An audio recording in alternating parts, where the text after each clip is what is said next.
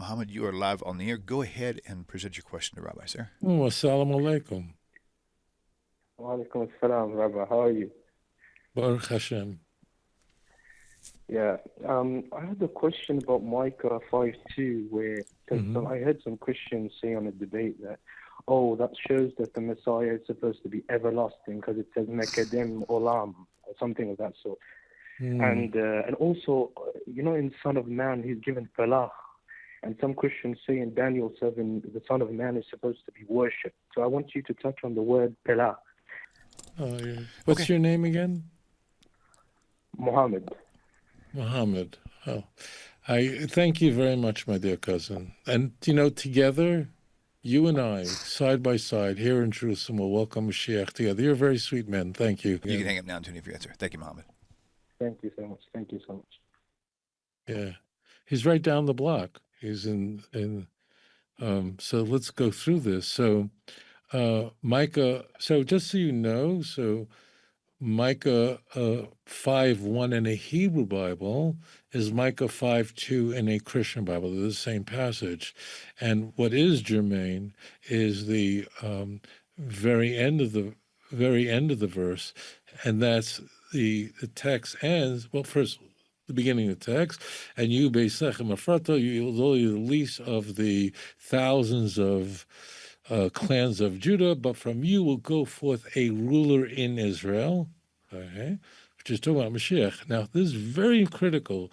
The last four words, Umaytsaisov, so Umaytsaisov means his going forth, but it really should be like the blessing, Hamotzi Lechem in earth, means brings out. His origins is a really good word. His origins are Mikedem, which means from the earlier times, like Kodim Kol. It's not only biblical Hebrew, modern Hebrew.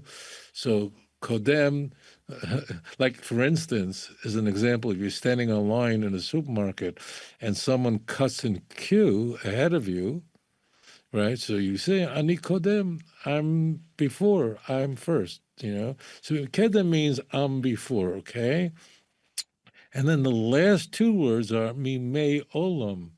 So although the word Olam alone can mean forever, it doesn't necessarily mean forever, but Mimei Olam, which always means from ancient times, because it says days of old. Now, in eternity, if we go back to eternity, before the world was created, there were no days, right? So, and as an example, this phrase, mi me olam, or ke me olam, and you'll find the same thing, incidentally, in Micah 7, verse 14, that exact same phrase. Look at the end of Micah 7:14, same book, and look how I just beg you. I'm not even going to other books, right? So it's the same book, same author. This is a mamash time to say, I love you, Hashem. Give Hashem so many kisses. So look at what this context of Micah 7:14 is a prophecy of the restoration. And what are we told there? That the whole everything that went on in the past will be restored. Kimei olam. It's the same words, kimei olam, which means now. I beg you, look at the NIV, the King James, the Schming James, the Fling James, I was getting silly there, the New American Standard and Schmandard and Flandard. All the Christian translators render it correctly, old days, days of old. So why in Micah 5:1, 5:2, using Christian Bible, did they translate that phrase? There's two words. Mi me olam means from ancient times. Ke me olam, like ancient times. It's the same word, same phrase. So why in Micah 5:2 do some of them, not all of them, some of them translated as eternity, but all of them, and this is an example, translate mi me olam or kim me olam as ancient times. We all know the reason, because they're faking, they're fooling around. They're being promiscuous with the text. You understand? So that's the reason why. So what you want to do is you always want to look up everywhere else in TaNaCh where you find that phrase, and you'll find it's the exact same thing. It is from ancient times. Now, what does this mean, Lamaisa? What does this actually mean? So, just so you know, a source of history, Micah was his name, lived here in Jerusalem, was a contemporary of Isaiah. Okay, and he lived during the Assyrian Empire, which means he lived roughly 2,700 years ago. Okay, as did Isaiah, about 2,700 years ago. Conversely, David Hamelech, David, who was a great prophet and a king, who all Muslims believe, as a great prophet, he lived roughly 3,000 years ago. 3,000 years ago. So now we can better understand what's going on here. Micah is speaking and saying that Beis Lechem is unique, is special. Why? Now, if you read only the first part of Micah 5, let's just say 2, as it appears in the Christian Bible, you would think it's telling us that the Mashiach is born in Bethlehem. Bethlehem is very close to Jerusalem. It's maybe 15 miles south of Yerushalayim. Very, very close. You can walk there.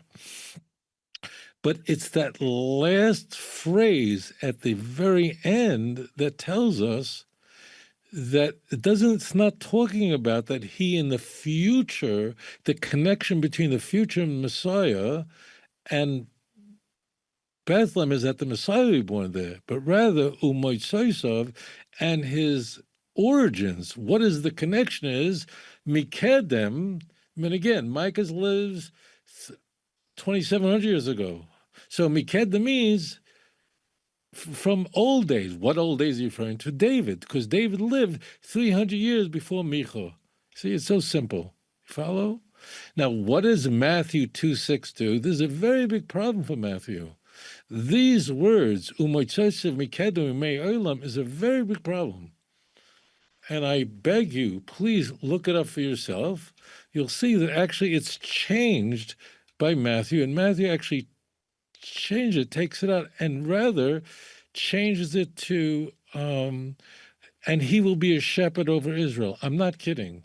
If you look at Matthew 2:6, he takes out those words, removes it, cuts it out, selects it, so you have white letters on a blue background, and then he changes it to he will be a shepherd of Israel. How do you change the text? How do you do that? And you play with my Bible. You think I'm going to become a Christian? Have you lost your mind?